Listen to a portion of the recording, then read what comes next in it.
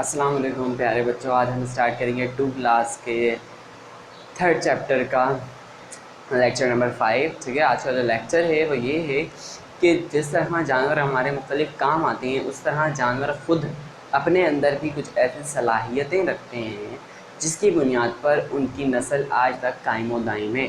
मतलब कि जानवर हमारी तरह खाना खाते हैं, जानवर हमारी तरह बढ़ते हैं और जानवर हमारी तरह बच्चे भी देते हैं। ठीक है, अब कुछ जानवर उसमें से ऐसे हैं जो बच्चे देते हैं, कुछ जानवर ऐसे हैं जो कि अंडे देते हैं। सही है, तो आज हम पढ़ेंगे जानवरों की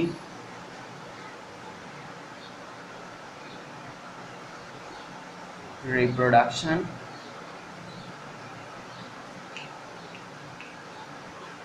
और ग्रोथ के बारे में।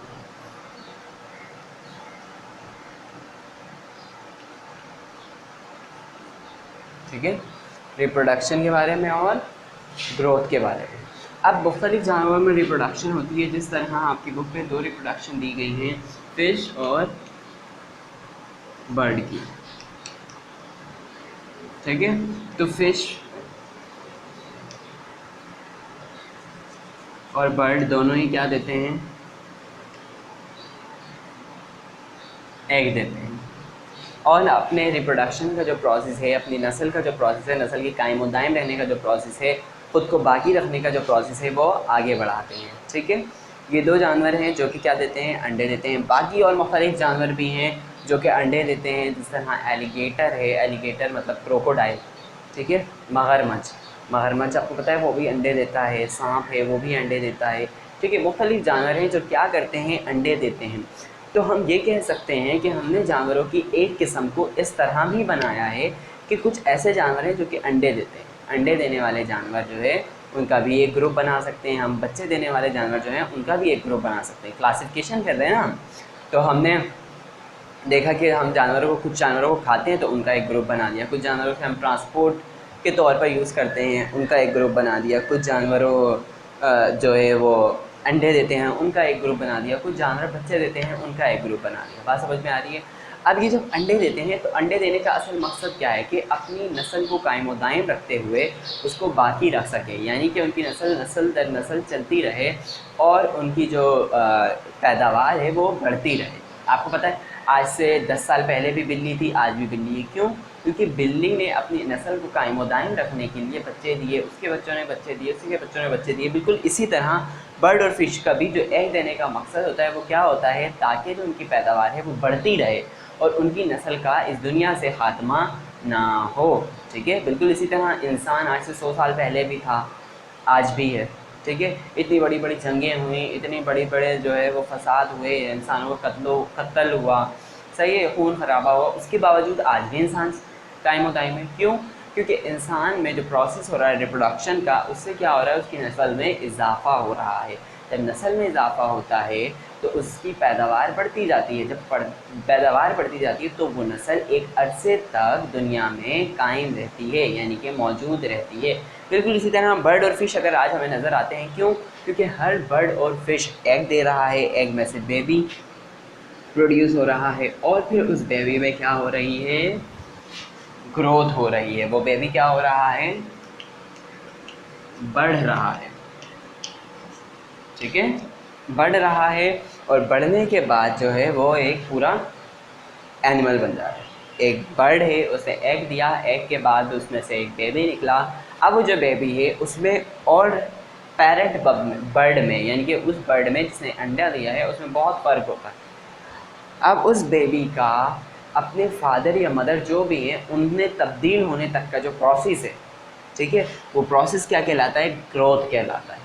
एक छोटा बच्चा जब तक अपनी वालदा की तरह, अपने वालिद की तरह नहीं हो जाता, ये जो उसका प्रोसेस वो क्या कहलाता है? ग्रोथ कहलाता है। ठीक है, बेबी बर्ड या बेबी फिश जो है वो डिफरेंट होता है। जिस तरह आपको डायग्राम में भी दिखेगा कि बेबी बर्ड और बेबी फिशेस जो हैं वो आपको डिफरेंट नज़र आ रही हैं। क्यों? क्योंकि इनमें अभी ग्रोथ का अमल होना बाकी है, अभी ये एग से अराइज में है। बिल्कुल इसी तरह इंसानों के भी जो बच्चे होते हैं वो दिखने में, साइज़ में, वज़न में, अब ठीक है क्लास, दिखने में और वज़न के एतबार से, जिसामत के एतबार से अपने वालिदैन से छोटे होते हैं। जिस तरह उनके दांत नहीं होते, उनकी आँख बहुत ज़्यादा छोटी होती है, वो सही से बोल नहीं पाते, वो सही से सुन नहीं पाते, वो सही से अपना खाना नहीं खा पाते। बात समझ में आ रही है? तो ये सारे जो प्रोसेस हो रहे होते हैं बच्चों में, ये इस वजह से हो रहे होते हैं क्योंकि उनमें क्या बाकी होती है, अभी ग्रोथ बाकी होती है। जिस तरह उनमें ग्रोथ होना शुरू होती है, जब जब उनमें ग्रोथ होती रहती है, वो वक्त के साथ साथ बढ़ते रहते हैं और एक वक्त आता है वो अपने वालिदैन की तरह नज़र आते हैं। बात समझ में आ रही है? अब ये जो बच्चे का अपने वालिदैन की तरह नज़र आना है, ये जो प्रोसेस है ये कहलाता है ग्रोथ, बढ़ना। ग्रोथ का मतलब क्या है? बढ़ना, नशोनुमा।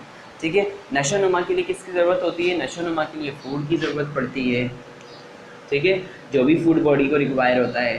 ठीक है, अब जब बेबी बर्ड जो होता है, आप देखो बेबी बर्ड को जो बर्ड होती है वो क्या देती है? खाना देती है, अपने मुंह से खाना खिलाती है। बिल्कुल इसी तरह जो फ़िशेज़ होती हैं, उनकी जो फ़िश, पेरेंट फ़िश जो होता है वो क्या करता है? वो अपने बच्चों को खाना ला कर देता है, यानी कि मुंह से वो पानी में उगलता है और वो मछलियाँ जिसके बच्चे होते हैं वो उसको खाना शुरू कर देते हैं। बिल्कुल इसी तरह जो बेबी बर्ड होता है वो बर्ड भी अपने मुंह में इंसेक्ट्स या दाने या कोई और चीज़ जो खाने की होती है वो मुंह में लाता है, लाकर चबाता है और चबाकर फिर मुंह को खोल देता है बच्चों के सामने, और बच्चे जो है उससे फिर खा रहे होते हैं, उसके मुंह से निकाल कर। ठीक है, इस तरह की फूड रिक्वायरमेंट पूरी करते हैं और ग्रोथ इनमें होती है। जब ग्रोथ होती है तो ये बेबी बर्ड पूरी तरह से बर्ड बन चुका होता है। ठीक है क्लास, अब चलते हैं अपने क्लास वर्क की तरफ।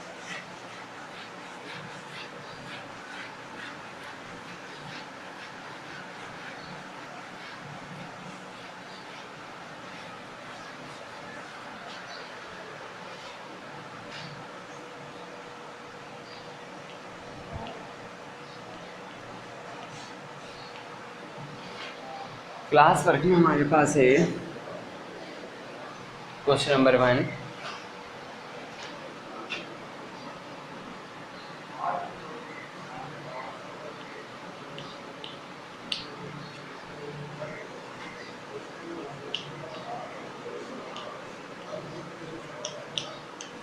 क्या जानवर बढ़ते हैं? बिल्कुल इजी आंसर है, क्या को काट के आपने लिखना है जी हाँ, जानवर बढ़ते हैं। ठीक है,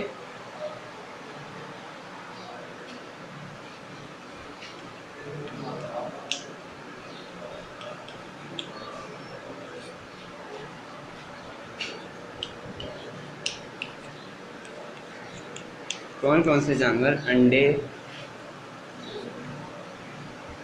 देते हैं? कौन कौन से जानवर अंडे देते हैं?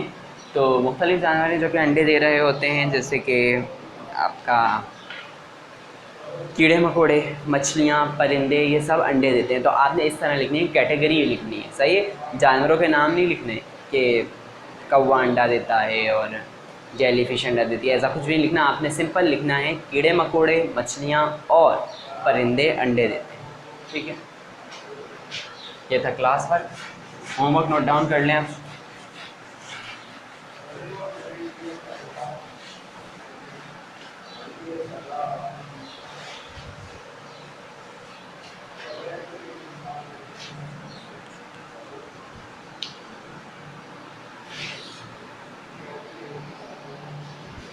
होमवर्क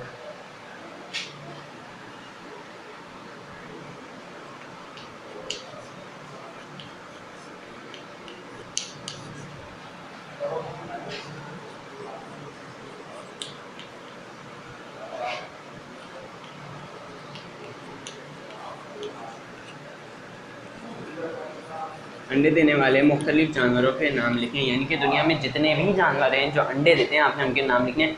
यहाँ पे आप नाम लिख सकते हैं। ठीक है, आपने बहुत सारे परिंदों के नाम लिख दिए, बहुत सारी मछलियों के नाम लीजिए और बहुत सारे ऐसे जानवरों के नाम लिख दिए जो अंडे देते हैं। ठीक है क्लास, समझ में आ गई बात? ये था आज का हमारा लेक्चर, जो कि बहुत ईजी भी था, बहुत आसान भी था, और ये इस चैप्टर का लास्ट लेक्चर था। इंशाल्लाह अगली क्लास में हम एक एक्टिविटी करेंगे बुक की, और उसके बाद इस चैप्टर को क्लोज़ करके नया न्यू चैप्टर स्टार्ट करेंगे। तब तक के लिए अल्लाह हाफ़िज़।